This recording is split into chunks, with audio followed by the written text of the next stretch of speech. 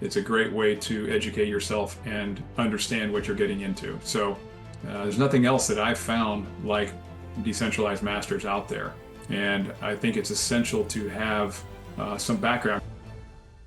Can you tell us a little bit about your background and what you do for a living? I was a pilot in the Air Force, and when I got out of the Air Force, I started a company doing fighter training for the military. And that company ended up establishing a niche for outsourced tactical training, airborne tactical training for the military. We started out with 2 jets. I sold the company with about 29 fighters, and then stayed on for about 3 years and bought another 65 or so. So company ended up with almost 100 fighters when I exited in 2020.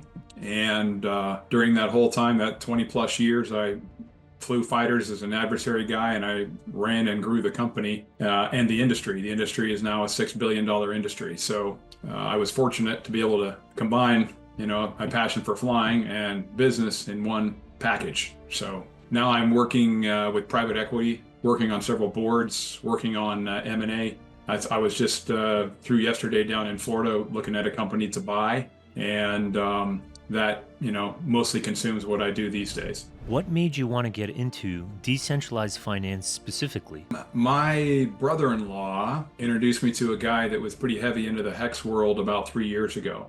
Talking to this guy, I was a skeptic. I was like, dude, you don't get money for nothing in this world, right? You can't just throw money out there. And he's like, well, no, he said, you can in some cases, but it's just high risk and unpredictable. And that kind of started me thinking about the hex world, Pulse Chain, Richard Hart's next project, and began looking hard at Pulse and what it might have to offer for the future. And that was my first investment. And then I decided that I would start broadening it out. I invested fairly heavily in the Pulse Chain setup. I was one of the original sacrificers for PulseX. And then I thought I would look at other things out there, because it became clear to me that these brand new projects were where the actual return on investment was going to be.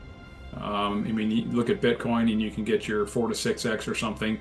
So then I started rolling the dice on some high-risk projects, and then paused and decided I don't know what the hell I'm doing. So began doing some research and learning how to read charts. I found DeFi masters then along the way, and decided that an education in what I'm actually interested in would be prudent.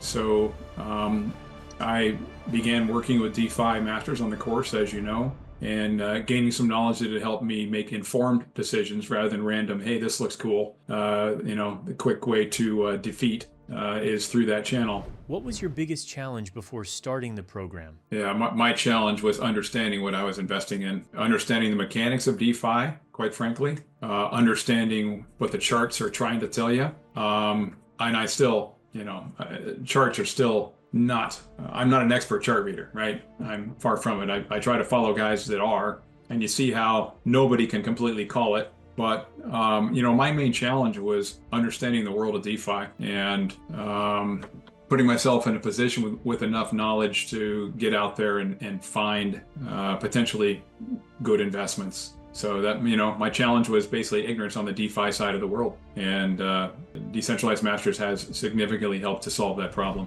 Would you recommend Decentralized Masters to someone who's thinking about joining? The answer is yes, resoundingly, right? Resoundingly, yes. And I have actually mentioned it to a couple of skeptical friends of mine. If they ever wanted to get into it, it's a great way to educate yourself and understand what you're getting into. So the answer is yes. And there's nothing else that I've found like Decentralized Masters out there.